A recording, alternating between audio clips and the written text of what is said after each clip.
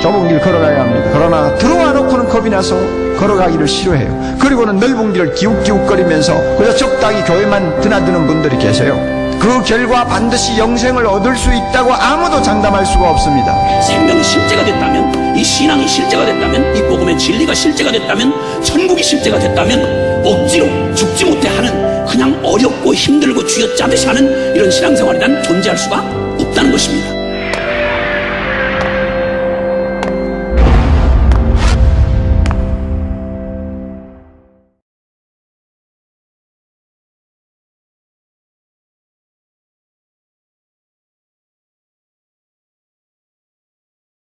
네, 우리 이 시간에는 우리 어제 또 계속해서 말씀 전해주신 우리 유기성 목사님 나오셔서 헌금위에서 기도해 주시고 계속해서 말씀 전해 주시겠습니다. 우리 큰 박수로 환영해 주시기 바랍니다.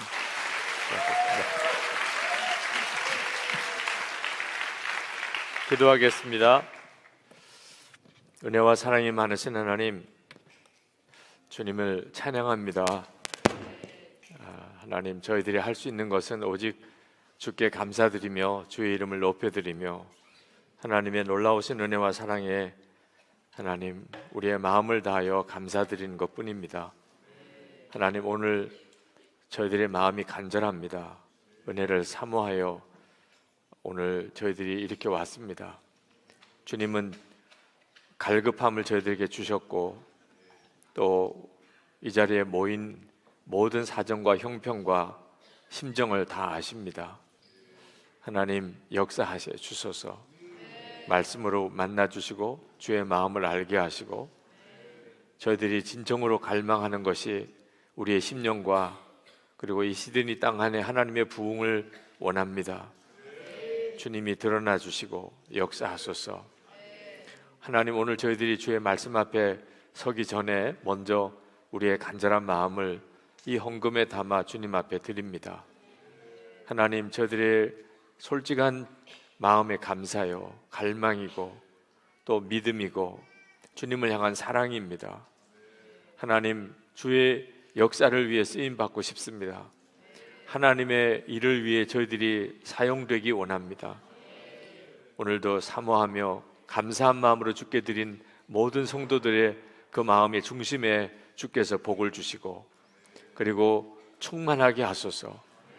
앞으로 하나님 앞에 나아갈 때마다 늘 감사할 제목이 있으며 또 감사할 힘이 있으며 감사할 제목들이 날마다 더 충만하게 되며 그리고 하나님 앞에 더 놀랍게 쓰임받는 정말 복의 사람들이 다 되게 주옵소서. 오늘 이 밤에 주께서 주의 영으로 강하게 임하소서.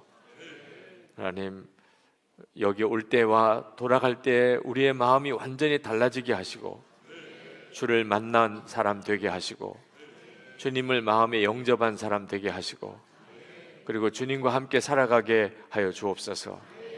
감사드리며 주 예수 그리스도 이름으로 간절히 기도합나이다.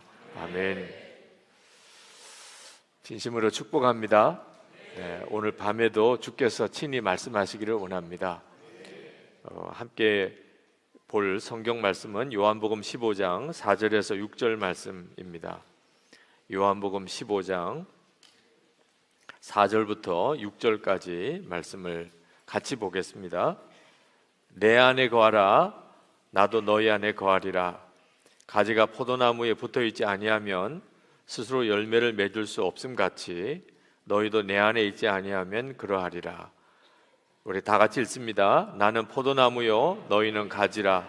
그가 내 안에 내가 그 안에 거하면 사람이 열매를 많이 맺나니 나를 떠나서는 너희가 아무것도 할 수 없음이라. 사람이 내 안에 거하지 아니하면 가지처럼 밖에 버려져 마르나니 사람들이 그것을 모아다가 불에 던져 사르느니라. 아멘. 우리가 예수님을 잘 믿는다는 것을 어떻게 분별할 수 있을까? 내가 정말 예수를 잘 믿나 하는 것을 어떻게 알 수 있을까? 오늘 이 말씀 속에 그 비밀이 있습니다. 예수님 한 분이면 충분하다. 이렇게 정말 마음에 답이 온 사람은 예수님을 잘 믿는 사람입니다. 저는 신학교 졸업할 때까지만 해도 예수님 한 분이면 충분하다는 것이 뭘 말하는지를 잘 몰랐습니다. 요한복음 15장 5절 말씀에 나는 포도나무고 너희는 가지라. 저가 내 안에 내가 저 안에 있으면 그러면 많은 열매를 맺을 것이라. 저는 이 말씀을 잘 이해 못했어요. 저는 어릴 때부터 듣던 말씀이긴 합니다. 제가 어릴 때 가지고 있었던 생각나는 이미지 중에 가장 강력한 이미지는 포도 동굴 이미지예요. 제가 어릴 때 예배 드릴 때마다 저희 예배당에 벽에 붙여 있는 그 이미지는 포도 동굴이에요.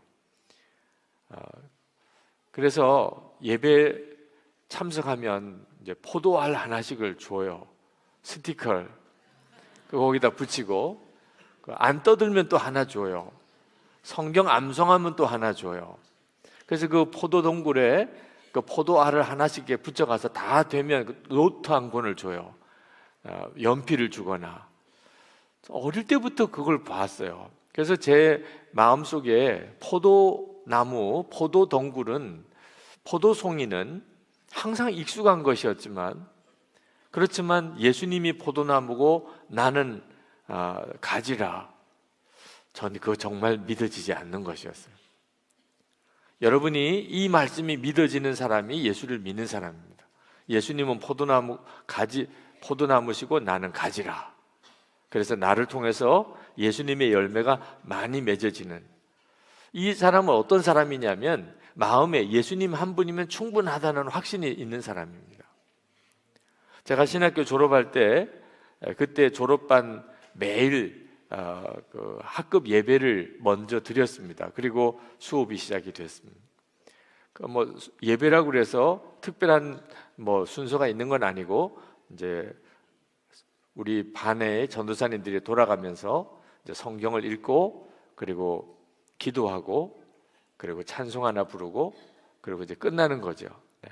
그런데 어느 날 인도하시던 전도사님이 찬송을 택했는데 355장 옛날 찬송가 355장 부름받아 나서님은 어디든지 가오리다, 그 찬송을 부르자는 거예요. 그 찬송을 부르자고 해서 이제 다들 부르려고 하는데 뒤에 누가 큰 소리로 이야기를 했습니다. 제발 좀 그 찬송은 좀 부르지 맙시다. 그래가지고 갑자기 그 찬송을 못 부르게 됐어요. 그 찬송을 인도하려는 전도사님이 왜 내가 왜 이 찬송을 부르자고 그랬지? 그래서 다른 찬송을 바꿔 부른 적이 있었습니다. 그 신학교 졸업반의 금지곡이에요. 부름받아 나서님은 어디든지 가오리다. 그 여러분 이해하십니까? 1학년 때는 부를 수 있어요. 졸업반에는 이건 못 불러요. 이제 졸업하면 임지를 찾아서 가야 됩니다. 다들 마음에, 전도사님들 마음에 좋은 임지를 주세요. 하나님 좋은 교회 가게 해주세요. 예배당도 있으면 좋겠고요, 사택도 있으면 좋겠고요, 생활비도 교회에서 넉넉히 주면 좋겠고요, 교인도 있으면 좋겠고요. 다들 전도사님들의 마음에 임지가 제일 중요한 기도 제목이에요. 그런데 그 찬송을 보면 아골골짝 빈들에도 이건 안 되잖아요. 여기는 아니잖아요. 아니 하나님이 진짜 찬송을 진짜로 알아들으면 어떻게 해요? 아니 그렇지 않아도 아골골짝에 누구 보내려고 그랬는데 너구나 이렇게 이야기하면 곤란하잖아. 그러니까 제대 말년에 조심하듯이 정말 신학교 졸업반 때는 찬송 하나도 가려 불러야 돼요. 여러분 그 심정이 참 부끄럽지요. 지금도 제가 말씀을 드리지만 사실 웃을 일이 아니죠. 근데 저도 그때 이 355장은 부담스러운 찬송이었어요. 여러분 하나님이 진짜 축복의 하나님, 정말 좋으신 하나님, 그렇다면 그러면 주님의 사랑을 받는 자는, 그런 전도사님은 좋은 교회 가겠죠. 이 중앙장로교회처럼 이런 교회, 그러면 정말 복을 받은 전도사님이구나. 하나님이 당신을 사랑하시는군요. 근데 아골골짝에 간 전도사는 하나님이 버린 전도사잖아요. 그러니까 기도 좀 하라고 그랬잖아. 얼마나 하나님이 당신을 버렸으면 이렇게 아골골짜기에 보냈겠어. 사실 그런 느낌이에요. 신학교 졸업할 때 하나님이 사랑하는 전도사님은 좋은 교회로 갈 거고, 하나님이 사랑하지 않으니까 뭐 예배당도 없고 교인도 없는 그런 곳에나 가는 거, 이렇게 생각이 들었었어요. 이유는 하나예요. 진짜 예수님 한 분이면 충분하다고 고백할 수 있는 그 예수님을 못 만난 거죠. 우리는 예수님을 믿어도 항상 마음에 예수님이 주시는 축복, 예수님이 내게 주시는 무슨 은사, 예수님이 내게 주시는 어떤 능력, 예수님께서 내게 주시는 성공, 예수님이 내게 주시는 부흥, 그게 더 크게 보이는 거예요. 예수님을 진짜 믿지 않을 때는. 제가 예수님을 인격적으로 만나고 난 다음에 확 바꿔진 것이 바로 예수님 한 분이면 충분하다. 은사나 또는 무슨 축복이나 또는 무슨 능력이나 또는 무슨 뭐 부흥이나, 그건 두 번째 문제예요. 예수님 한 분이면 정말 충분합니다. 이런 믿음이 그제서야 눈이 뜨였는데, 그건 예수님을 만났을 때 일이에요. 아직도 교회를 다니지만 실제로 예수님을 인격적으로 만나지 못한 분들은 예수님 한 분이면 충분하다는 말이 두려움이 돼요. 제가 신학교 다닐 때 예수님 한 분이면 충분합니까? 이렇게 만약에 누가 물었다면 저는 대답을 못했을 거예요. 왜? 예수님 한 분이면 충분하다는 말은 나머지는 다 안 주신다는 뜻도 되잖아요. 그건 제 마음속에 아직까지 수용할 수 있을 만큼 제가 주님을 그렇게 알고 있지 않기 때문에 그건 두려운 이야기였어요. 지금도 여러분 중에 예수님 한 분이면 충분하다는 말이 두렵게 느껴지시는 분이 있으실 거예요. 저는 저희 어머님이 지난 월요일에 세상을 떠났습니다. 장례식을 가보지도 못했어요. 이제 내일까지 집회가 끝나면 이제 바로 돌아가려고 생각합니다. 목사님들과 영성일기 세미나를 하는데 화요일에 수요일이군요. 수요일에 어머님 발인 예배가 있는 날이에요. 어머님 발인 예배는 잘 드리고 있을까?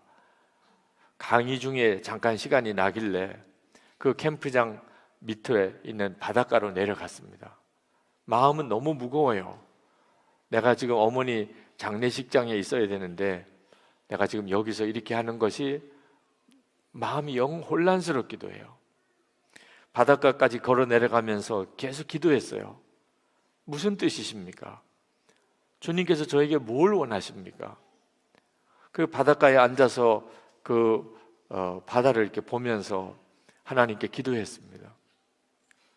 그러면서 제 마음속에 이렇게까지 하시면서 하나님이 저를 이렇게 딱 묶어두시는 데는 무언가 하나님이 주실 게 있지 않겠는가?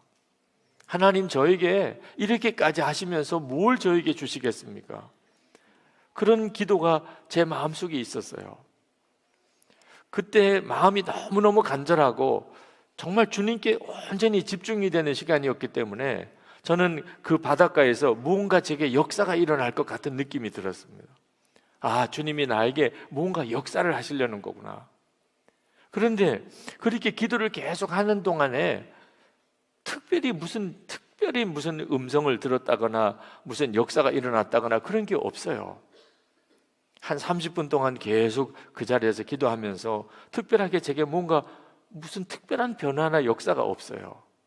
조금 마음이 실망스럽더라고요. 근데 그때 주님이 저에게 마음에 아주 선명하게 말씀을 하세요. 너는 정말 뭘 원하느냐? 너는 기적을 원하느냐? 너는 무슨 너 자신이 눈에 보이게끔 무슨 놀라운 일이 벌어지는 것을 원하느냐? 나 하나면 충분하지 않느냐? 너무나 선명하게 그런 말씀을 주세요.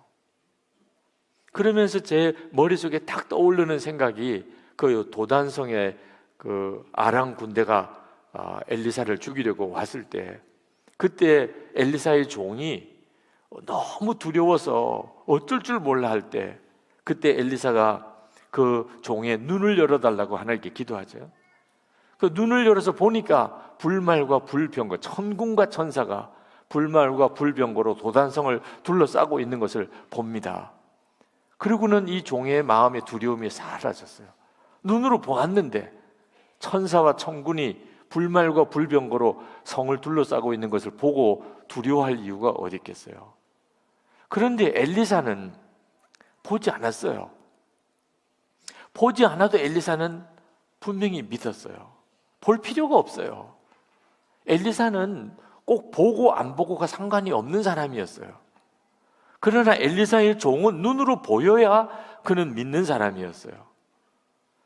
하나님께서 저에게 물으셨어요. 너는 내가 너와 함께 있다는 것을 알고 있잖아. 그랬었어요. 그거면 충분했었어요. 주님이 나와 함께 계시면 충분하지. 여기에 무슨 더 놀라운 기적이 필요한가? 하나님, 감사합니다. 주님이 저와 함께 계신 것이 이렇게 분명히 믿어지는 것이 제가 누릴 수 있는 가장 큰 축복입니다. 그리고 이제 바닷가에서 캠프장으로 다시 올라오는데 내려갈 때 마음과 완전히 달라졌어요. 주님이 나와 함께 계시는데 그게 너무나 마음에 분명히 믿어지니까 올라오는 발걸음이 오늘 어머님 발인 예배가 있는 날이라는 생각이 들지 않을 정도로 그렇게 마음에 기쁨이 충만했어요. 제 방에 들어왔습니다. 저녁 집회를 위해서 말씀을 준비하려고 앉아 있는데 갑자기 방에 혼자 있다는 느낌이 들어요. 호주로 올 때는 제 아내와 같이 왔는데 제 아내는 장례식 때문에 다음 날로 바로 가고 방에 이제 저 혼자 있는 거죠. 혼자 있다는 느낌. 갑자기 외로움이 와요. 혼자 있다는 느낌. 그때 주님 이렇게 불렀습니다. 주님, 놀라운 일이에요. 혼자 있다는 느낌이 안 드는 겁니다. 하나님께서 저에게 허락하신 것이 참 너무 놀라웠어요. 주님이 나와 함께 계신 것이 이렇게 내가 믿어지는구나. 그리고 그날 저녁에 우리 목사님 사모님들과 전한 말씀이 고린도후서 4장 7절 말씀. 질그릇에 보배를 담은 자, 그 우리거든요.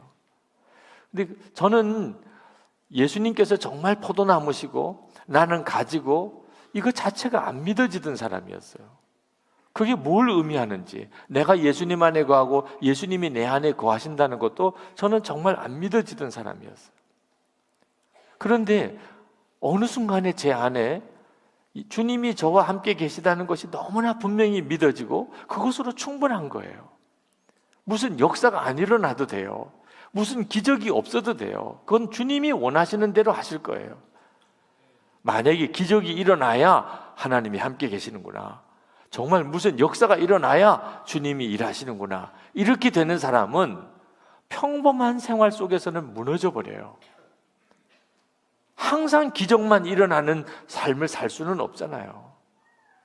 아침에 일어났을 때, 밤에 방에 혼자 있을 때, 그냥 길거리를 걸어갈 때, 그 무슨 기적이 일어나는 시간이에요?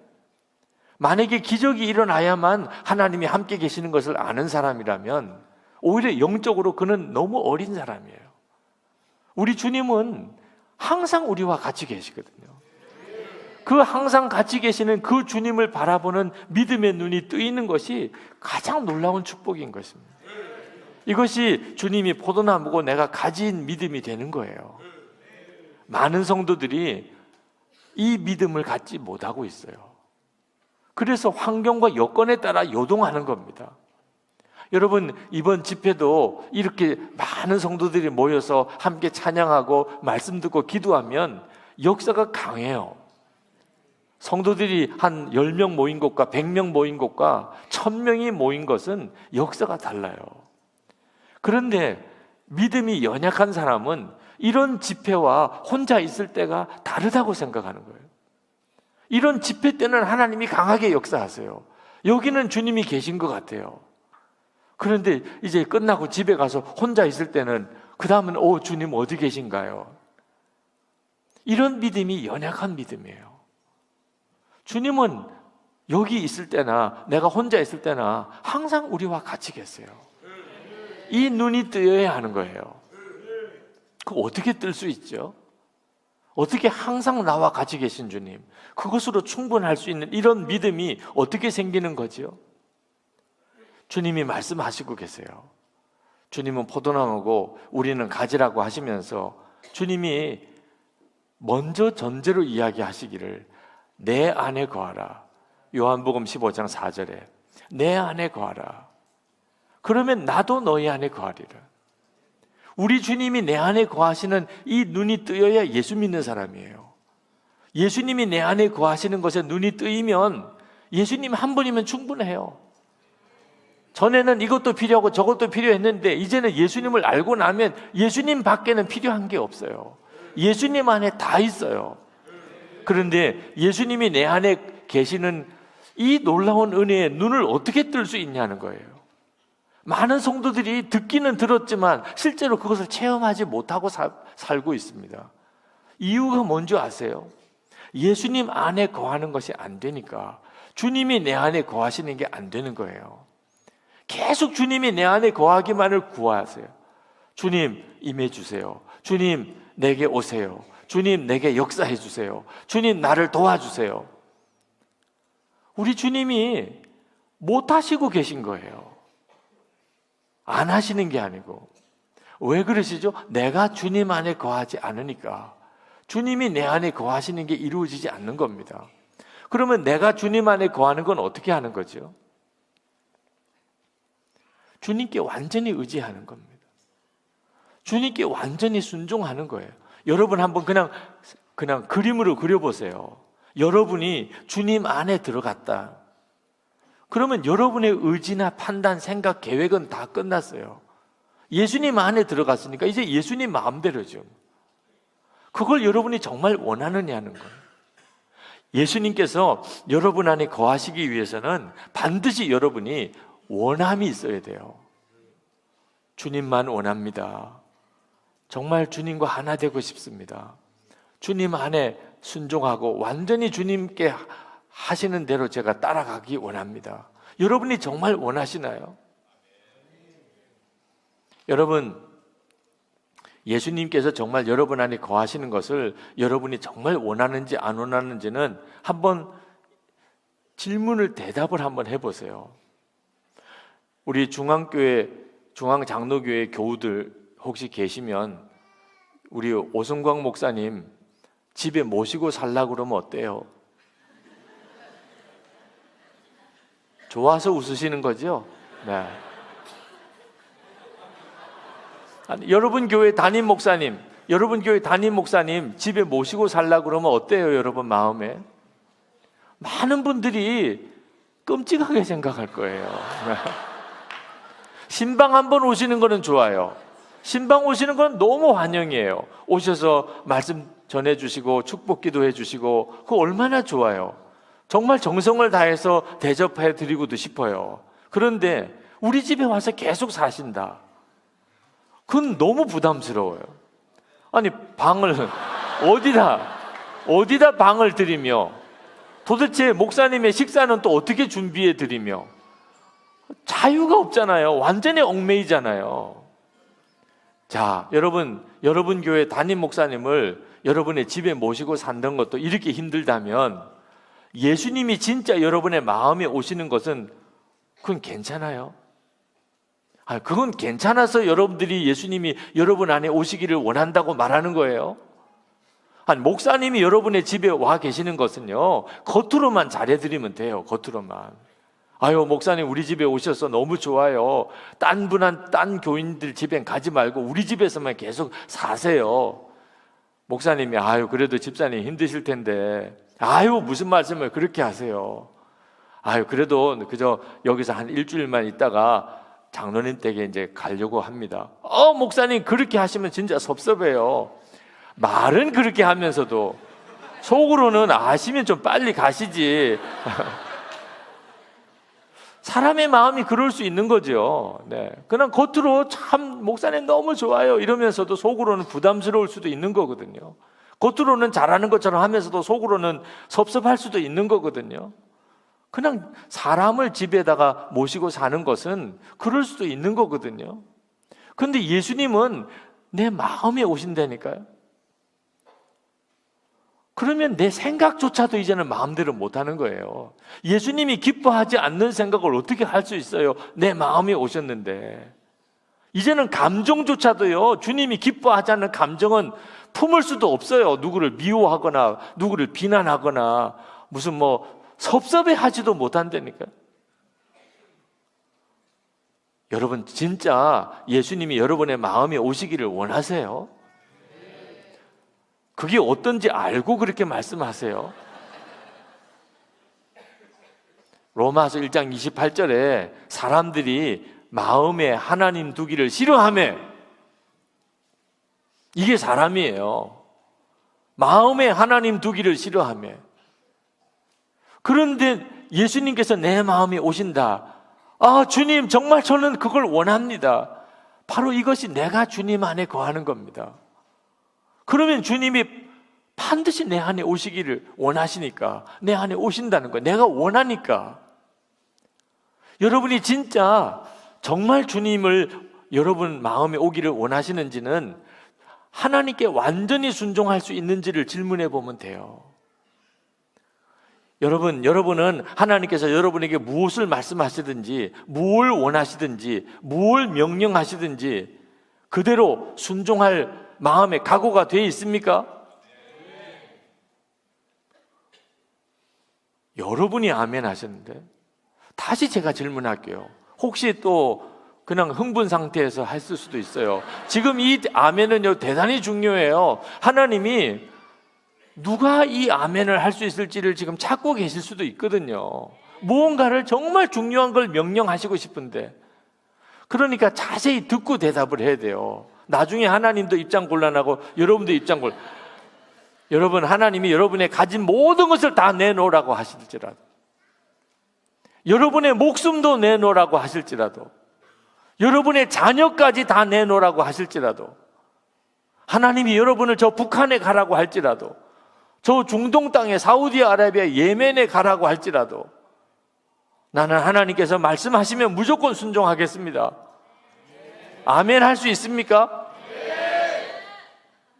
제정신이 돌아와서 오히려 더 아멘 소리. 아까는 졸았나요? 네. 그러나 아멘 하는 사람이 참 많고 너무 이건 귀하지만 여러분 중에는 아멘 못 하시는 분들이 더 많으세요. 아멘 한 사람도 사실 정말 가슴 떨리는 순간이에요. 내가 이거 아멘 잘하는 건가? 이런 사람도 있고요. 왜 그렇지요? 많은 그리스도인들이 하나님께 완전히 순종하겠느냐고 질문에 두려움이 와요. 두려워한다니까요. 게다가 한 번 더 확인해서 모든 거 다 바칠 수 있냐? 목숨도 바칠 수 있냐? 자식도 바칠 수 있냐? 그러면 그 다음엔 더 못해요, 아멘을. 우리가 하나님을 진짜 믿는다고요? 하나님은 좋으신 하나님, 하나님은 축복의 하나님, 하나님은 정말 사랑의 하나님, 말만 그렇게 하는 거예요. 우리는 실제로는요, 하나님을 의심하고 있어요. 하나님은 너무 까다로우신 하나님이에요. 하나님은 무서운 하나님이에요. 하나님은 내 좋은 거 가져가시는 하나님이에요. 하고 싶은 거 하지 말라고 하시는 하나님, 하기 싫은 것만 꼭 하라고 하시는 하나님. 그래서 하나님께 완전히 순종하겠다 그래, 그건 끔찍한 일이에요. 하나님께 순종하겠다고 그래가지고 선교사로 끌려간 사람 한둘이 아니에요. 정말 조심해야 돼요. 정신 똑바로 차려야 돼요. 이런 생각하는 분들이 많다니까요. 마음속 깊은 곳에는 하나님에 대한 믿음이 완전히 반대예요. 하나님은 두려운 하나님, 인색한 하나님, 무서운 하나님, 내 좋은 거 가져가신 하나님, 하고 싶은 거 못하게 하신 하나님, 하기 싫은 것만 꼭 골라서 하라고 하신 하나님. 그런 마음을 가지고 있다니까, 성도들이. 그러니까 예수님을 마음에 영접한다는 게 그게 실제가 되면 딱 마음에 걸리는 거예요. 이것이 아직도 내가 주님 안에 거하지 못하고 있는 것입니다. 저희 교회에서 제자 훈련할 때 늘 하는 것 중에 하나가 이제 지갑을 꺼내라는 거예요. 지갑을 꺼내십시오. 그러면 목사님 웬일로 지갑을 다 꺼내라고 하나? 그리고는 물어요. 그 지갑에 있는 돈 누구 겁니까? 그러면 우리 한국 분들은요, 대부분 정답 찾기에 선수예요. 이게 정답이 뭘까? 이게 먼저 머리에 돌아가요. 그래서 한 10명 중에 8명 정도는 하나님 겁니다라고 이야기를 합니다. 정답이니까 그게. 그런데도 불구하고 한 명, 2명 정도는 막 지갑을 든 손이 막 떨려요. 네. 대답을 못 해요. 오늘 내가 왜 이렇게 돈을 많이 가져왔을까? 이렇게. 하나님 겁니다. 그랬다가는 다 내놓으라 그러면 꼼짝없이 다 내놔야 되잖아. 하나님 거라고 그래 놓고 지갑을 넣으세요. 그러면 뭐 후다닥닥 넣어요. 하나님 거라고 했다가도. 집에 통장이 있습니까? 그러면 얼굴이 막 하얘져요. 지갑하고 통장하고는 또 다른가 봐. 그 통장은 누구 겁니까? 지갑은 하나님 거라고 했던 사람도 통장을 하나님 거라고 하기에는 정말 어려워하더라고. 집 문서, 땅 문서 있습니까? 그러면요, 이를 악물어요. 실수로라도 주님 겁니다. 이렇게 나왔다가는 그 집 팔고 땅 팔고 다 해야 되는 줄 생각하고, 목사님이 제자 훈련 한다고 한 10명씩 모아가지고 이렇게 집 팔고 땅 팔고 다 모으는 모양이다. 뭐 이런 생각하는 것 같아요. 정신 차려야 돼. 지금 정신 차려야지. 잘못하면 다 뺏길 수도 있어. 참 이런 수준이에요. 우리가 믿는 하나님은 내 거 가져가신 하나님, 좋은 거 뺏어가신 하나님. 우리가 그렇게 하나님을 믿고 있다니까. 그러니까 예수님을 내가 영접합니다라고 말을 해도 실제로는 예수님이 진짜 내 안에 오셔서 내 주인이 되시는 것에 대해서는 전혀 마음의 준비가 안 돼 있어요. 주님은 포도나무고 나는 가지고 예수님과 나는 온전히 하나가 되어서 나를 통해서 주님이 많은 열매를 맺어지는 삶이 내게 없는 이유는 내가 아직도 주님을 진짜 좋으신 주님으로, 그리고 내가 그분을 정말 내 마음에 영접하는 것에 대해서 내가 아직도 마음 준비가 안 돼 있기 때문입니다. 여러분, 그냥 정답부터 가르쳐 드릴게요. 통장 누구 거냐, 집 문서 누구 거냐, 다 하나님 거예요. 다 하나님 겁니다. 2번 생각할 필요도 없어요. 고민하면 헷갈려요. 그냥 듣는 즉시 하나님 겁니다. 그래가지고 그거 다 바치라고 그러면 어떡하지요? 아직도 어리석어요. 하나님을 모르는 거예요. 하나님은요, 우리한테 허락받고 가져가시는 하나님 아니에요. 여러분의 집 문서, 여러분의 통장에 있는 돈, 하나님께서 그거 누구 거냐? 하나님 겁니다. 그러면 줘. 이건 안 돼요. 내 겁니다. 아이고, 아깝다. 이런 하나님 아니라니까요. 하나님은 그렇게 하시는 하나님 아니에요. 다 하나님 마음대로예요. 여러분이 안 된다고 그랬다고 그래서 지켜지나요? 여러분 돈 그렇게 지키려고 애를 쓴다고 지켜지는 하나님이 가져가시겠다고 작정하면요, 안 된다고 그래도 다 잃어버렸잖아요. 여러분 사랑하는 사람의 목숨도요, 여러분의 목숨도 하나님이 거둬가시기로 작정하시면 여러분이 뭘 바쳐서 하나님이 거둬가시나요? 하나님의 뜻이 있어 거둬가시려고 작정하면 오늘도 거둬가시는 거죠. 여러분 자식 못 바친다, 이것도 교만한 이야기예요. 하나님이 데려가시기로 작정하시면 안 됩니다. 하나님 안 됩니다. 중환자실 앞에서, 응급실 앞에서 그렇게 울부짖어도 하나님이 데려가시려고 하면 싹 데려가세요. 다 하나님 마음대로예요. 여러분의 목숨도, 여러분의 소유도 여러분이 된다 안 된다 말할 권한이 없다니까요. 그러면 하나님께서 가져가시고 싶으실 때 그냥 가져가시지, 묻기는 왜 물어요? 묻기는 사람 속 뒤집어 놓으려고. 도대체 하나님이 물으시는 것은 그걸 가져가시겠다고 물으시는 게 아니고 하나님께서 원하시는 게 딱 하나 있기 때문이에요. 하나님이 우리 것 중에서 마음대로 가져가실 수 없는 게 하나 있어요. 우리의 마음입니다. 하나님이 우리를 지으시고 모든 건 하나님의 주권 아래에 있습니다. 그러나 딱 하나, 마음 하나만큼은 우리가 주님께 드려야만 하나님이 받으실 수 있어요. 그걸 인격적으로 만들었다는 뜻입니다. 하나님께서 정말 원하시는 것은 마음이지 여러분의 생명도 아니고 여러분의 소유도 아니에요. 하나님께서 여러분에게 그게 누구 거냐고 물으시는 이유는요, 여러분의 마음을 원하는 거예요. 어떤 때는 하나님, 내 마음, 아예 하나님이 만드세요. 마음이 안 움직이니까 답답한 거잖아요. 그냥 하나님이 좋고 하나님이 진짜 믿어지고 하나님께 완전히 맡길 수 있는 마음이 되면 얼마나 편해요. 하나님, 내 마음 좀 하나님 마음대로 좀 해주세요. 근데 하나님 그렇게 안 하십니다. 하나님은 우리 마음을 당신 마음대로 조작 안 하세요. 오직 여러분 자신이 하나님께 드리기를 원하는 거예요. 그래서 이런 집회가 있는 거예요. 하나님이 우리 마음을 마음대로 만드실 수 있다면 집회가 뭐 필요 있어요? 그냥 우리가 하나님께 완전히 순종하도록 그렇게 만들어 버리면 되잖아요. 그러면 시드니 부흥은 뭐 이렇게 갈망할 필요가 뭐 있어요? 그냥 부흥이 오는 거죠, 뭐. 그러나 이렇게 집회가 있고 성경책이 있고 제가 이렇게 집회 때마다 여러분에게 말씀을 드려야 되는 이런 이유는 뭐지요?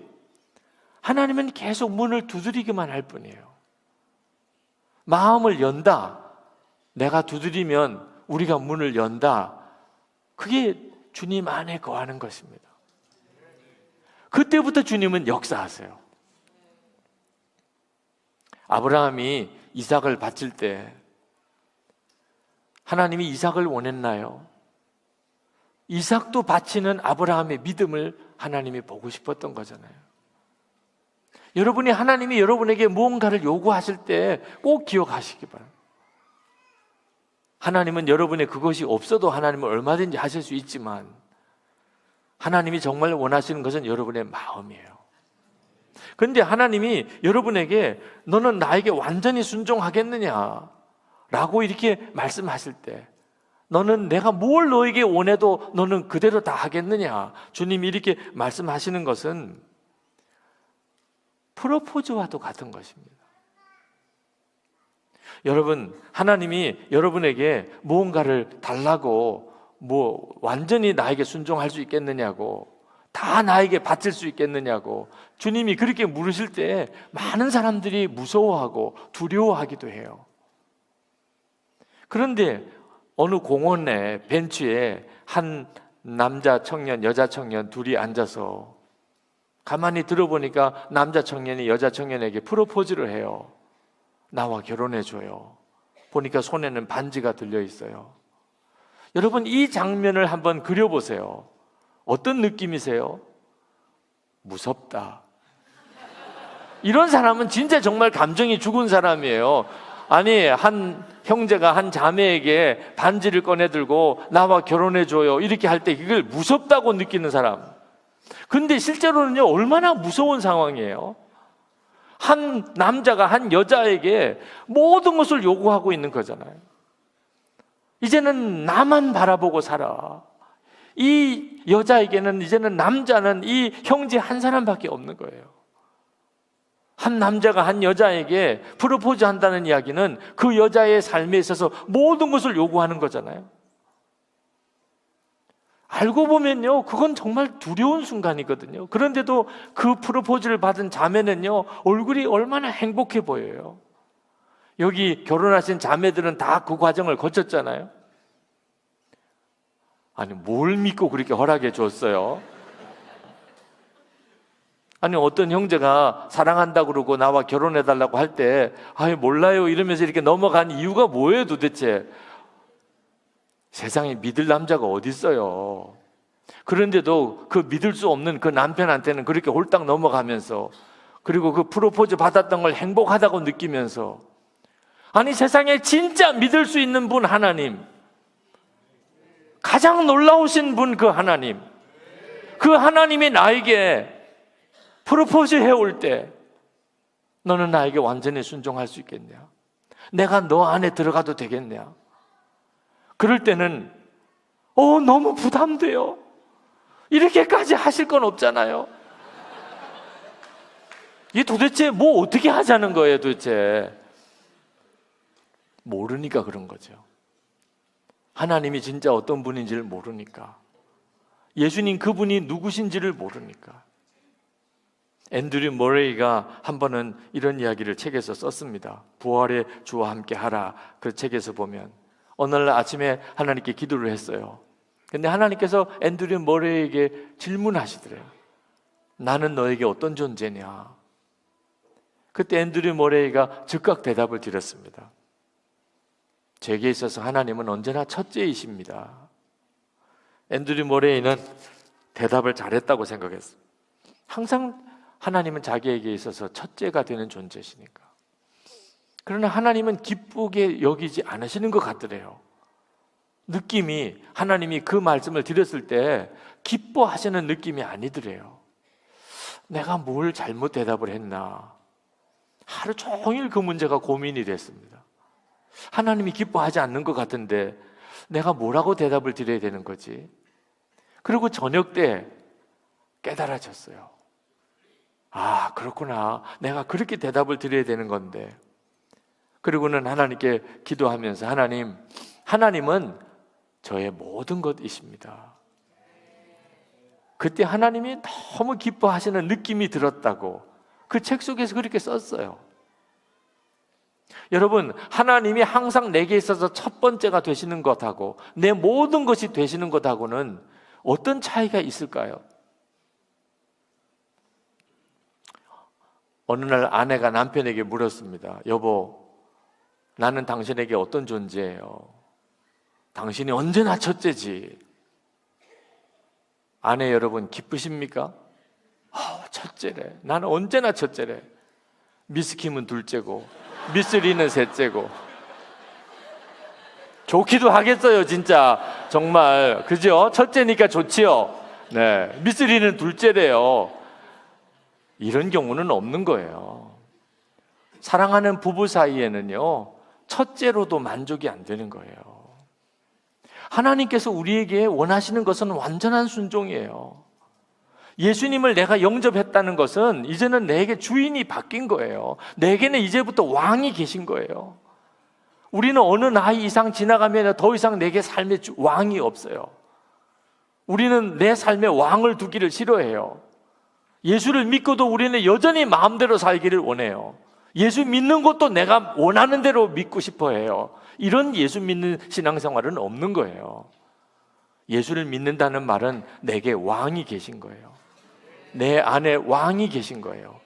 예수님은 왕이세요. 나를 통치하기 위해 오시는 거예요. 나는 이제부터 완전한 순종을 드리는 것밖에 없는 존재예요. 여러분이 이 사실을 진짜 믿을 수 있나요? 여러분은 그 사실에 대해서 마음의 준비가 되셨나요? 이것이 결혼할 때 우리가 다 경험한 겁니다. 결혼했으면 이제는 나에게는 배우자 이외에 다른 이성은 없어요. 그게 결혼이죠. 그리고 우리는 이것을 행복하다고 생각해요. 하나님과 우리 사이에 완전한 순종을 하나님이 요구하시는 것은 그 놀라운 삶으로 들어가는 길이에요. 주님은 포도나무고 나는 가지가 되는 이 놀라운 삶으로 들어가는 길이라는 거예요. 그런데 많은 성도들이 이것을 두려워해요. 하나님에게 완전히 순종하고 산다는 거, 예수님을 왕으로 모시고 산다는 것을 두려워한다니까요. 그러면 내 마음대로 못 살잖아. 그거 어떻게 부담돼서 어떻게 그렇게 살아? 그저 내가 열심히 교회는 다닐게요. 11조도 할게요. 선교 헌금도 드릴게요. 그러나 우리가 서로 자기 삶은 좀 있어야 되잖아요. 결혼할 때 그래 봐요. 그게 결혼이 되나? 우리 같이 살기는 해요. 밥도 같이 먹읍시다. 그러나 우리가 서로 사람을 교제하는 것은 좀 자유를 가지고 합시다. 이런 결혼 관계는 없는 거죠. 하나님과 우리 사이도 마찬가지라니까. 하나님이 얼마나 놀라우신 분인지를 모르니까 완전한 순종으로 인해서 우리에게 허락되는 주님이 왕으로 내게 임하시는 삶이 얼마나 놀라운 것을 내가 모르니까 그런 거예요. 우리가 완전한 순종을 주님 앞에 드리기 시작할 때부터 우리는 예수 믿는 게 얼마나 놀라운 것인가를 알게 됩니다. 제가 부산에서 목회를 할 때예요. 그때도 여기처럼 부산의 부흥을 위한 연합 모임이 있었어요. 학원 복음화 협의회를 중심으로 해서 부산 부흥을 위해, 특히 부산의 청년들의 부흥을 위해서 학교의 선교단체와 교회 청년회가 연합을 한 집회가 해마다 열렸습니다. 제가 그때 학원 복음화 협의회 공동 대표의 한 사람이었기 때문에 그날 집회 때 제가 대표 기도를 맡게 됐습니다. 서울에서 이제 유명한 강사님을 모시고 부산의 외국어 대학 운동장에서 연합 집회가 열렸어요. 그래 대표 기도를 맡았으니까 주일에나 입는 좋은 양복을 이제 꺼내 입고 대표 기도 맡았으니 대표 기도할 사람의 복장으로 갔습니다. 뭐 운동장에서 모였으니까 흙바닥이죠. 그냥 신문지를 깔아놓고 청년들이 거기에 모였어요. 운동장 가득 모였습니다. 예배 순서를 맡은 사람은 철의자를 쭉 옆에다가 강단 옆에다가 두었더라고. 거기에 이제 앉아서 이제 예배 순서에 맡아서 올라가려고 앉아 있었어요. 찬양을 인도하는 사람이 뜨겁게 찬양을 인도했어요. 다들 일어나서 찬양을 했습니다. 그러다가 찬양 인도자가 갑자기 성령의 감동을 받았는지 우리가 지금 다 여기서 무릎을 꿇고 하나님께 기도하자는 거예요. 이 땅에, 이 부산 땅에 부흥을 달라고 기도하자는 거예요. 다 아멘, 큰 소리로 아멘하고, 그리고는 그 운동장에 무릎을 꿇었는데 청년들이야 뭐 청바지 같은 거 입고 왔으니까 그 흙바닥 운동장에 무릎을 꿇어도 상관없지만 저는 이게 양복, 제일 좋은 양복을 입고 온 날이라 이게 바닥을 보니까 무릎 꿇을 상황이 아니에요. 순서 맡은 목사는 그냥 의자에 앉아서 기도를 해도 되나, 순간 막 복잡한 생각이 들어요. 내가 이거 무릎을 꿇으면 이거 양복 다 베릴 텐데, 아이고 왜 내가 오늘 이거 입고 왔지?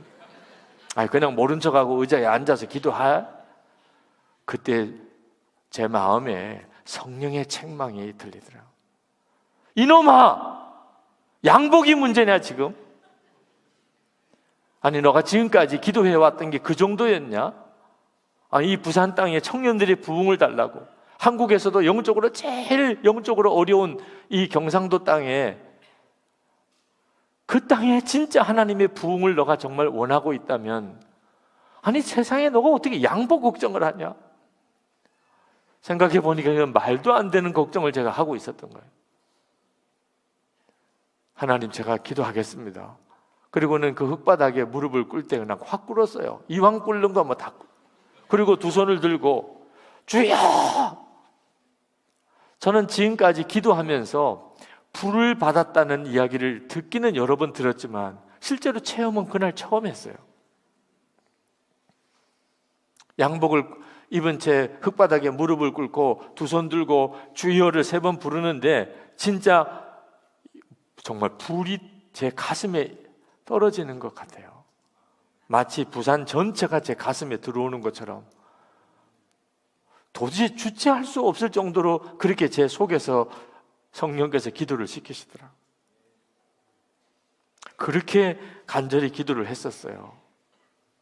근데 그때 이후로 말입니다, 부산의 이 연합 집회에 엄청난 역사가 일어나요. 한국에 어느 도시보다도 특별하게 부산의 연합 집회 역사가 일어나요. 해운대에서 엄청난 집회가 그 뒤에 열렸다는 소식도 듣고, 다 그날 제가 기도해서 그랬다고 저는 믿지만 저는 그냥 개인적으로 그렇게 생각해요. 제가 그렇게 기도를 했기 때문에 하나님 역사하셨다고. 그러나 뭐 어디 객관성이 있는 이야기는 아닙니다. 제가 그때 알았어요. 완전한 순종이 하나님의 역사를 일으킨다는 것. 왜 그렇게 하나님의 역사를 경험하지 못할까? 개인도 그렇고 교회도 그렇고 왜 하나님의 역사를 그렇게 경험하지 못하지요? 예수님의 왕되심, 그분 한 분만 원하는 거예요. 그분의 능력, 그분이 주시는 축복, 그분이 주시는 은사 아니에요. 그냥 그분을 원하는 거예요. 나는 주님만 원하고 오직 주님께만 순종할 것이라. 주님이 나에게 뭘 원하시든지 나에게는 이제 왕이 계시다. 이것이 내게 준비되는 것이 주님 안에 거하는 것입니다. 공주에 가면 공주대학교가 있는데 백기현 교수님이라고 계십니다. 음대 학장도 하시고 그리고 오페라도 작곡하고 지휘도 하신 아주 정말 그 한국의 음악계에서는 굉장히 유명하신 분이죠. 성웅 이순신이라는 오페라도 직접 제작도 하신 분입니다. 근데 이분이 장애인이세요. 곱추라고 그러죠. 등이 이렇게 굽은 장애인이십니다. 근데 이분이 52년 동안 그렇게 곱추로 지내셨는데 어릴 때 아주 갓날 때 누나가 사촌 누나인지 자기를 어릴 때 이렇게 업었는데 그만 이 조그만 아이가 또 아기를 업었으니까 마루에서 그만 넘어졌는데 이 아기가 마당으로 그냥 곤두박질하면서 그때 척추를 다쳤어요. 그 다음부터는 이제 척추가 굽은 곱추 생활을 하게 된 거죠. 항상 열등감에 살아. 재능도 많았고 그랬지만 장애인이니까 늘 마음에 열등감이 심했고 겉으로는 사람들에게 잘 좋은 인상을 주어야 길이 열리니까 그렇지만 마음속으로는 늘 비판적이고 그리고 근심과 염려가 많고 사람들 눈 의식하고 그렇게 사셨어요. 교회를 다녔어요. 교회 성가대 지휘자도 하고. 그런데 어느 날 이제 오페라가 재정적으로 어려운 일이 생기고 몸도 많이 아프고 그럴 때 누가 기도원에 가자고, 집회가 열린다고 가자고 전화가 왔는데 좀 마음이 피곤하지만 마음속에 아유 내가 은혜 받는 자리 가야지, 뭔가 이렇게 마음이 갈급한 마음이 또 한편 있어서 피곤하다는 것 생각하면서도 그냥 따라갔습니다. 근데 집회가 열리고 시간이 좀 지나서 들어갔어요. 기도원에 이렇게 꽉 차서 사람들이 집회 참석했는데 제일 뒷자리에, 늘 가면 언제나 제일 뒷자리에 앉는 것이 자기 자리입니다. 그래야 벽에다가 등을 좀 붙이고 그렇게 앉아야 편하니까. 그런데 뒷자리에는 사람이 꽉 찼어요. 안내하는 사람이 맨 앞자리에다가, 이젠 거기밖에 자리가 없어요. 지금처럼 이렇게 맨 앞자리에. 그러니까 강사님 보는 맨 앞자리에 나와 앉은 겁니다. 그때부터 마음이 영 안 좋기 시작한. 사람이 자기 뒤를 보는 것을 제일 싫어하는데, 그렇다고 또 이게 바닥에 앉아 있는 게 얼마나 자리가 힘들어요. 집회 끝날 때까지 이렇게 앉아 있어야 된다고 생각해요. 그렇다고 해서 벌써 강사님이 이제 나올 때가 됐는데 돌아서 나가기도 그렇고, 오늘은 정말 하나도 되는 게 없구나, 이게 집회 끝날 때까지 내가 어떻게 견디지? 그러고 있는데 부흥 강사님이 말씀을 전하면서 이분이 또 아멘을 그렇게 강조하세요. 목사님들 중에 아멘을 또 강조하시는 분이 있지요. 아멘, 아멘, 아멘. 아니 이분은 또 한술 더 떠서 두 손 들고 아멘, 두 손 들고 아멘. 그것이 또 이 백기현 교수님에게는 그렇게 싫은 스타일이에요. 부흥회 가서 그냥 목사님이 조곤조곤 말씀만 잘 전해주면 되지 무슨 아멘을 또 저렇게 시키나. 그런데 이제는 바로 자기가 그 강사님 앞에 앉았어요. 그날따라 또 아멘을 시키는데 안 할 수도 없고, 안 하면 또 당장 지적을 하니까 두 손 들고 아멘 그러는데, 이거 세상에 제일 짜증나고 싫은 게 두 손 들고 아멘 하는 이런 식. 근데 이제는 안 할 수도 없고 그 앞에서 자기만 손 안 들 수도 없고, 그 순간에 무슨 마음이 탁 드냐면 하자, 그냥 순종하자, 뭐 싫다, 힘들다, 못한다 하지만 오늘은 상황이 그러니까 오늘은 그냥 시키는 대로 하자, 마음 정리를 했습니다. 강사님이 두 손 들고 아멘 하는, 뭐 마음 정리를 했으니까 오늘은 하자는 대로 하자. 그래서 두 손 들고 아멘 했어요. 문제는 두 손은 들었는데 안 내려오는 거예요. 아멘 했는데 보니까 이제 다 내리는 거죠. 아니 두 손 들고 아멘 하고 계속 손 들고 있는 사람이 누가 있어요? 손 들고 아멘 하고 내리는 거지. 옆에 아내 권사님이 앉으셨는데 남편이 두 손 들고 계속 있는 거예요. 두 손. 또 이 까다로운 이 남편이 손 내리라는 말 안 했다고 강사님한테 뭔가 항의하는 표시로 그러는 줄 알고 옆에서 여보 내려요, 내려. 안 내려와, 안 내려와. 손이 안 내려와. 강사님이 얼마나 난감했겠어요. 맨 앞에 있는 사람이 장애가 있는데 두 손 들고 계속 있으니까. 그때 그 강사님이 느꼈어요. 아, 주께서 저를 만지시는구나. 본인은 뭐 너무 얼굴이 빨개지고 난감해서 손을 내리고 싶어도 안 내려오니까. 그때부터 이제 강사님이 그를 위해 기도하고 온 성도들이 같이 기도하는데, 그때부터 주님이 만지시는 거예요. 그 집회가 끝나고 3일 동안 하나님이 그 뼈를 다 만지시는 거예요. 그리고 허리가 펴졌어요. 저희 교회 강사로 오셨는데 키가 초등학교 아이만 해요. 척추가 펴졌는데도. 사람은 이렇게 반듯하게 서 계신데 키가 너무 작아서 발판을 만들어서 그리고 올라가서야 이제 간증을 하실 수가 있었어요. 우리가 참 완악하지요. 순종하겠다고 마음만 먹으면 되는 건데, 이거 안 된다, 저거 힘들다, 못하겠다, 안 된다. 그 참 하나님을 믿어도 이거 하나가 마음 정리가 안 되는 거예요. 순종할 수 있는 능력은 하나님이 주셔야 됩니다. 그러나 순종하겠다는 마음은 내가 있어야 하는 거예요. 내가 주님 안에 거하면 주님이 내 안에 거하시는 역사가 그렇게 일어나는 거거든요. 저는 신학교 졸업반 때 부끄럽게도 예수님 한 분이면 충분합니다, 그 고백을 못했었잖아요. 아골골짝 빈들에 거기는 도무지 갈 수가 없더라고. 근데 하나님은 절대로 포기하지 않으세요. 신학교 때 제가 그 고백을 못했었지만 하나님은 신학교 졸업하고 그리고 10년이 지난 시간에 다시 저에게 그 질문을 해오셨어요. 제가 대학원을 다닐 때입니다. 대학원 4학기 중에 3학기를 마쳤어요. 이제 한 학기만 하면 됩니다. 논문 학기예요. 논문만 쓰면 이제 대학원 졸업이에요. 제가 부목사로 있을 때입니다. 교회에서 허락해 줘서 대학원을 이제 마치도록 공부하도록 허락을 해 주셨는데 힘들더라고요. 교구 목회도 해야 되고 대학원도 졸업해야 되고. 그래서 하나님 앞에 기도했어요. 하나님, 둘 다를 잘하게 해주세요. 이번이 이제 마지막 학기인데 교구도 소홀히 하지 않고 논문도 잘 쓰고 그렇게 해주세요. 그렇게 하나님께 기도했는데 하나님께서 저에게 딱 물으세요. 그 대학원 학위를 내게 바치라. 응답을 이렇게 하면 안 되잖아요. 아니, 분명히 둘 다를 잘하게 해달라고 기도했는데요, 하나를 포기하라 그러면 나도 그렇게 응답할 수 있겠다, 그죠? 네. 기도할 것도 없고 그러면, 그죠? 하나님, 저에게 제 마음속에 너 석사 학위를 내게 바칠 수 있겠느냐? 공부는 다 한 거거든요.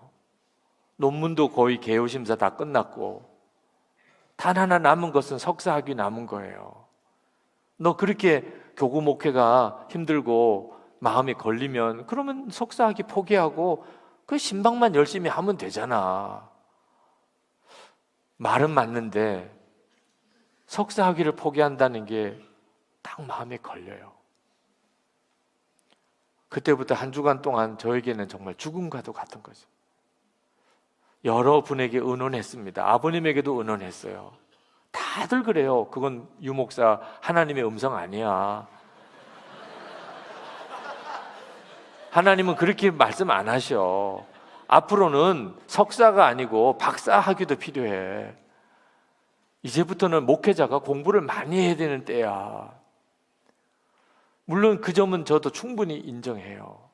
그러나 저에게 주시는 하나님의 음성은 제가 신학교 졸업할 때 그때 하나님이 저에게 시원한 대답을 못 들으셨어요. 나 하나면 충분하냐? 제가 그때는 대답 못했어요. 그 질문을 또 해오시는 거였어요. 너 나 하나면 충분하냐? 석사학위를 바친다. 그 말은 앞으로 제가 목회에 나가는 데 있어서 저에게 있어서는 대단히 부담스러운 일이에요. 사실 교회에서 담임 목사를 한번 이렇게 청빙할 때 기본적으로 보는 것이 신대원은 졸업해야 되잖아요. 신대원. 아니, 목사가 신대원도 졸업을 못한 목사가 어디 있어요? 저는 신학교를 졸업했고 대학원 졸업을 못하는 거거든요. 그러면 앞으로 나는 어디 가서 목회를 하냐 말이에요. 하다못해 이렇게 무슨 집회 때 강사로 가도 말입니다. 어디 신대원 출신인지는 강사 소개 때 나와야 되잖아요. 그 이상은 공부를 못한다 하더라도 저에게 있어서는 그건 정말 죽음과도 같은. 제가 목사가 되려고 마음에 결심을 했을 때 제일 마음에 걸리는 것이 공부 못해서 신학교 갔다는 말. 제가 신학교 갈 때 그때 당시만 해도 신학대학의 커트라인이 모든 대학의 커트라인보다 제일 낮았어요. 그래서 고등학교 다닐 때 어느 학교 가냐 그거 가지고서 아이가 어느 정도 공부하느냐를 가늠하는데 신학대학 가겠다고 이렇게 하니까 다들 느낌이 공부를 엄청 못했나 보다. 그래서 고등학교 3학년 때까지 엄청 열심히 공부했어요. 공부 못해서 신학교 갔다는 말 안 들으려고. 그래가지고 바보같이 신학대학을 수석으로 입학을 했어요. 제일 바보 같은 일이에요. 수석으로 신학대학을 입학하는 거. 사람의 마음에 묘해요. 그 보상심리가. 신학대학에 나는 수석으로 입학했다. 그게 뭐 자랑거리가 돼요. 그런데도 항상 마음속에 나는 공부 못해서 신학교 간 건 아니야. 난 공부는 잘했어. 하나님께서 그걸 두고 보실 수 없으셨던 것 같아요. 너가 도대체 공부를 잘하면 뭘 얼마나 잘하길래? 너 아예 석사학위 없이 한번 목회할래? 이렇게 말씀하시는 것 같았어요. 주님의 뜻은 알겠는데 이게 도대체 순종을 못 하겠는 겁니다. 토요일이 등록 마감인데 금요일에 열병이 생겼어요. 얼마나 열이 펄펄 끓는지. 금요 철야기도인데 저는 집에서 누워 있었습니다. 철야기도 나갈 수가 없었어요. 목사지만. 기도회가 시작되는 것을 소리를 듣고 그리고는 이불 위에 무릎을 꿇었습니다. 여기서라도 기도를 해야 될 것 같아요.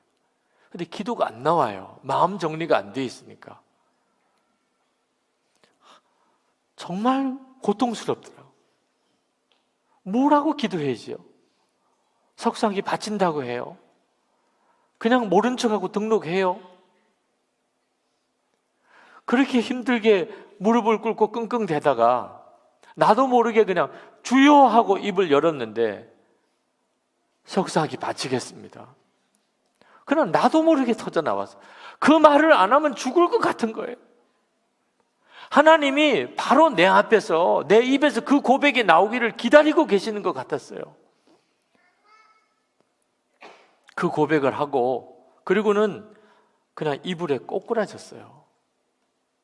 지금 생각해 보면 정말 부끄러워요. 그게 뭐 그렇게 대단하다고. 그런데 그날은 사람이 꼭 목숨이 끊어져야 죽는 게 아니더라. 하고 싶은데 할 수 없을 때, 하기 싫은데 해야 될 때, 그게 죽는 거예요. 그리고는 그냥 이불을 쥐어 뜯어가면서 울었어요. 저는 생각할 때 하나님이 저를 일반적인 이런 목회는 허락지 않으시는 줄 알았어요. 학위 같은 거는 전혀 신경 쓰지도 않는 아주 특수 목회, 이런 지역에 하나님이 나를 가라고 하시는 것 같구나. 이런 생각이 들었습니다. 어떻게 해요? 하나님이 그렇게 원하시면 가야지요. 그렇게 하나님 앞에 다 그냥 맡깁니다. 정말 이제는 신학대학교 졸업 그 학력만 가지고 목회하겠습니다. 그렇게 울면서 기도를 하고 참 신기하게 싹 열이 내리는 거예요. 마음은 너무 편안해지고 그때 제 마음에 잘했다 그런 생각이 드는데 그게 주님의 음성 같더라고요. 잘했다. 그리고 그 다음날 토요일에 학교 가서 자퇴서를 썼어요. 학교에서는 왜 그러냐고, 아니 이제 이 논문만 써내면 되는 걸 왜 지금에 와서 자퇴하냐고 설명을 못 하겠어요. 그때 제 심정을 누가 이해할 수 있겠으며 이상하다고만 여기지 않겠어요. 그러나 사정이 있어서 그렇습니다. 그러고는 자퇴를 하고 그러고는 저는 더 이상 공부할 기회가 없었어요. 유학을 갈 수 있는 기회도 없었고, 어디 가서 이제 강사 소개를 한다고 저에게 뭐 유학은 어디서 하셨나요? 저 유학 못했습니다. 그럼 신대원은 어디를 졸업하셨나요? 저 신대원도 졸업 못했습니다. 그러면 어떻게 신대원도 졸업 못하셨나 물어봐 줘야 제가 설명을 이렇게 할 거 아니겠어요? 금방 질문이 애는 몇인가요? 이렇게 넘어가 버리면 저는 그냥 공부 못한 목사처럼만 돼버리고 마는 거예요. 제가 뭐 소급해서 질문에 대답을 드리겠습니다 이렇게 하기도 참 어렵고, 여러분 그 느낌 모르실 거예요. 은근히 이렇게 무시당하는 느낌. 제가 코스타 강사고 그러긴 합니다만, 처음에 코스타 강사로 갔을 때 그 코스타 강사 또 원서가 있어요. 거기에 보면은 유난히 학력난이 길어요. 칸이 제일 커요, 학력난이. 저는 감리교 신학대학교 졸업 그거밖에 쓸 게 없더라고. 거기다 뭐 중학교를 쓸 거예요, 초등학교를 쓸 거예요. 그 간사가, 접수하는 간사가 받아보고는 너무 의아해 하더라고.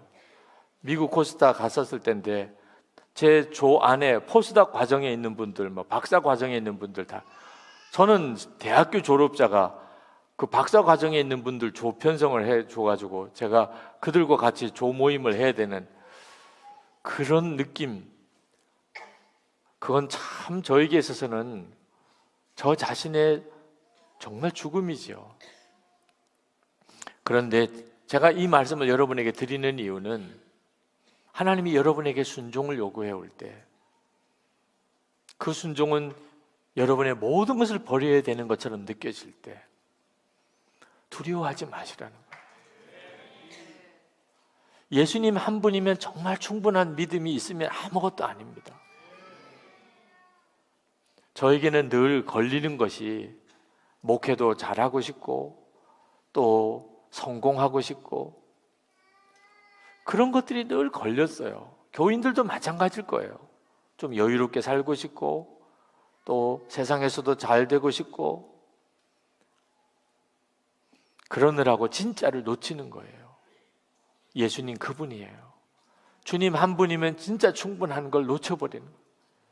그러니까 이것저것을 얻었는데 실제로는 아무것도 얻지 못한 것처럼 사는 거예요. 주님은 나를 통해서 열매를 많이 맺으시는 것은 성경에서만 읽는 거예요.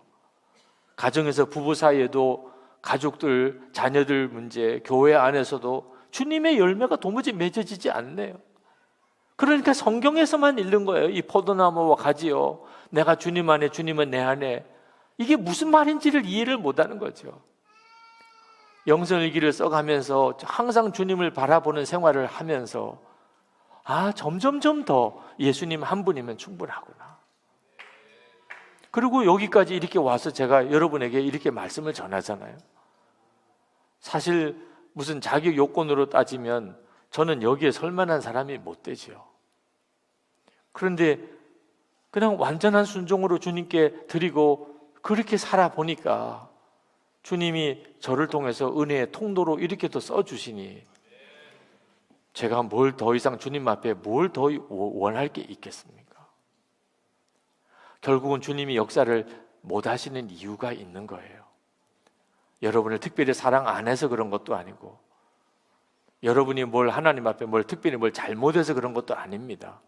여러분 안에 예수님 그분으로 충분하다는 아직도 분명한 결론이 안 난 거예요. 그래서 여러분이 주님 안에 거하는 것을 자꾸 주저하는 겁니다. 주님께 여러분의 삶을 완전히 맡기는 것을 두려워하는 거예요. 그건 하나님을 진짜 믿는 게 아니에요. 독생자도 주시고 십자가에 죽으신 주님이, 여러분이 주님에 대해서 자꾸 의심하면 우리 주님의 마음은 어떠시겠어요? 어느 권사님은요, 아버지 뜻대로 하옵소서 이 기도를 못 하시는 권사님이 계셔요. 왜 그러시냐 그래요. 목사님 너무 두려워요. 예수님이 아버지 뜻대로 하옵소서 그래가지고 십자가에 달려 죽으셨잖아요. 참 희한한데 이렇게 마음이 꽂히는 분도 있으시더라고요.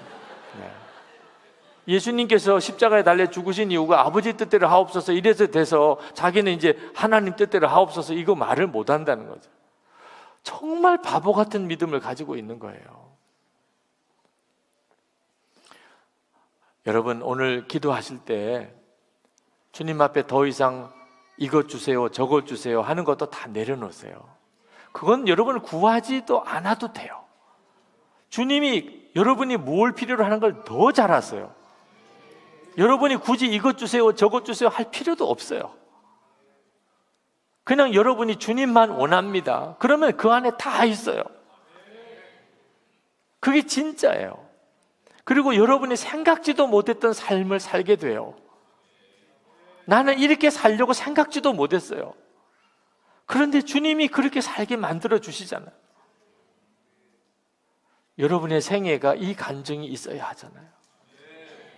여러분에게 이 시간에 영상 하나를 보여드리고 싶어요. 기도에 대한 영상인데 임은미 목사님이라고 케냐 선교사님이셨어요. 지금은 한국에 와서 여의도 순복음교회에서 청년 사역을 하고 계신데, 그 임은미 목사님이 케냐 선교사로 있으실 때 그때 기도 영상을 하나 만드신 건데, 오늘 여러분들에게 하나님이 기도의 문을 여시기 위해서 아마 이 영상을 쓰실 수 있다고 생각이 들었습니다. 한번 잠깐 그 영상을 같이 보시죠.